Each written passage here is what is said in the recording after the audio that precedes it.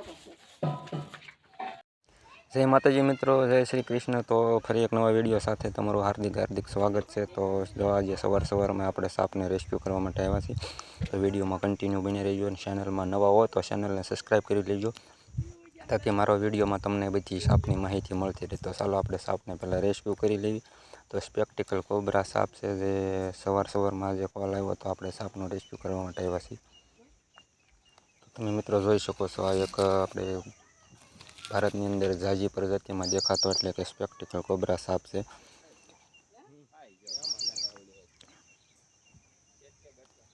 તો મિત્રો અત્યારે એની શિકાર કરેલો છે, તો થોડી વારમાં જો તમે હું દેખાડું તો હું વસ્તુ એની ખાધેલી છે। તો જુઓ, એની ઉંદરના બચ્ચાનો શિકાર કરીને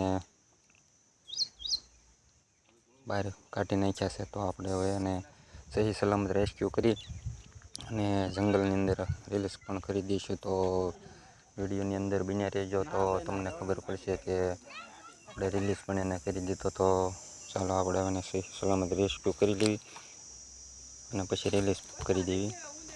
તો ચેનલની અંદર યુટ્યુબમાં તમને સાપની માહિતી મળતી રહે, તેથી કરીને તમે મારી યુટ્યુબ ચેનલને સબસ્ક્રાઈબ કરી લો અને વિડીયો કેવો લાગ્યો તે લાઈક કોમેન્ટ કરો અને વિડીયોને બને તો શેર કરજો।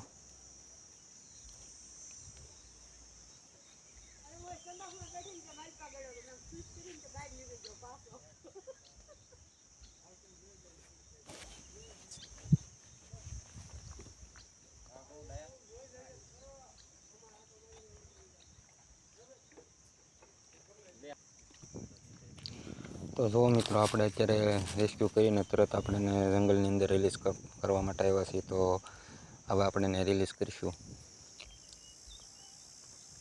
જો આ બધું ફોરેસ્ટ છે, તો આપણે તેને સવારમાં આજે રેસ્ક્યુ કર્યો, તો આપણે સવારમાં તરત એને આપણે રિલીઝ પણ કરી દીધો।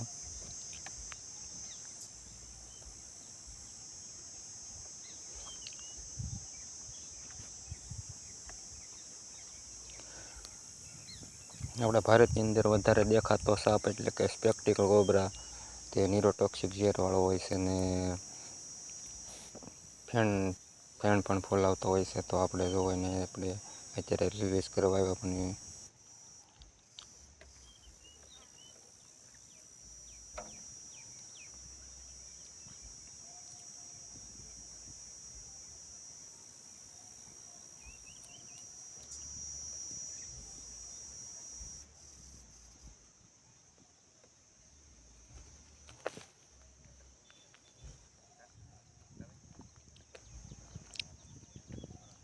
બિલકુલ શાંત સ્વભાવનો કોબરા સાપ છે, કેમ કે આપણે એને કોઈ છેડતી ન કરવી એટલે પણ એ શાંત સ્વભાવ છે ને તે આપણે વર્તન કરતો હોય છે। આમ તો સાપ કોઈ દે બાઇટ કરતો નથી, કારણ કે તમને એને એમ થાય કોઈ પણ વસ્તુ શિકારની તલાશમાં હોય તો આપણો પગ આજુબાજુમાં પડે તો શિકાર સમજીને આપણને બાઇટ કરી લેતો હોય છે।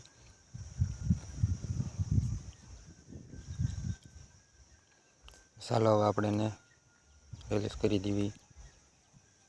તો ચાલો મિત્રો, હવે મળીએ નવા વિડીયો સાથે। ત્યાં લગી બધાને મારા જય માતાજી, જય શ્રી કૃષ્ણ। તો વિડીયો સારો લાગ્યો હોય ને તો ચેનલને સબસ્ક્રાઈબ કરી લેજો, તો તમને સાપની માહિતી મળતી રહે। કેમ કે આપણા યુટ્યુબ ચેનલમાં સાપ રેસ્ક્યુના વિડીયો મૂકતા હોઈએ છીએ। સાપ રેસ્ક્યુ તથા કોઈ પણ અન્ય જીવજંતુના રેસ્ક્યુ કરીને વિડીયો મૂકતા હોઈએ। તો બાય બાય।